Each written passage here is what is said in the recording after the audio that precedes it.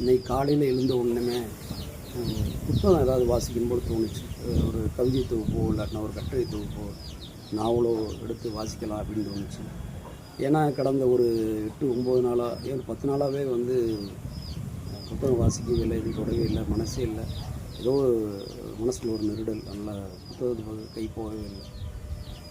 அப்படி இருக்கும்போது இன்றைக்கி காலையில் ஐயா கவிஞர் முல்லை நடவரசு அவர்கள் எழுதிய மரம் நிறைய மஞ்சள் குருவியல் அப்படின்ற ஹைக்கூ கவிதை தொகுப்பு, அதில் நிறைய கவிதைகள் அவ்வளோ உணர்வுபூர்வமாக இருக்குது.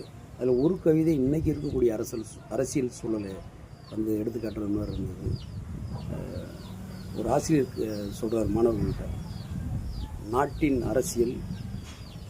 அரசியல் சுருங்க உரை என்றேன், நாட்டின் அரசியல் சுருங்க உரை என்றேன், தூ என்றான் மாணவன்.